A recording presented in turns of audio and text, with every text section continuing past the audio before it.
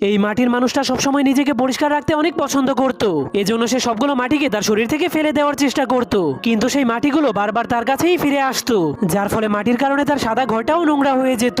এজন্য সে তার ঘরটাকে পরিষ্কার করার জন্য সেই মাটিগুলো মোছার চেষ্টা করলে তার ঘরটা আরো বেশি নোংরা হয়ে যায়। তখন তার মাটির হাতগুলোকে দেখার পর মাটির লোকটা ভাবতে শুরু করে, যদি আমার কাছে এক বালতি পানি এবং হাতের গ্লাভস থাকতো তাহলে আমি আমার ঘরটাকে অনেক সুন্দর করে পরিষ্কার করতে পারতাম। কিন্তু তখনই লোকটা দেখতে পায় তার ঘরের মধ্যে একটা বক্স চলে এসেছে। এরপর সে ওই বক্সের ভেতর থেকে হাতের গ্লাভস এবং এক বালতি পানি নিয়ে তার ঘরটাকে পরিষ্কার করতে শুরু করে দেয়। কিন্তু তার ফ্লোরে আবারও ময়লা লেগে যাবে এই ভয়ে সে ধীরে ধীরে পিছাতে শুরু করে দেয়। এর কয়েক মিনিট পর তার পুরো ঘরটাই পরিষ্কার হয়ে যায়, কিন্তু সে হাঁটতে গেলেই তার ঘরটা আবারও ময়লা হয়ে যাবে। এজন্য সে ভাবতে শুরু করে, যদি তার কাপড়ের জুতা থাকতো তাহলে তার ঘরটা আর নোংরা হতো না। যা ভাবার পরেই সেখানে আবারও একটা জুতার বক্স চলে আসে।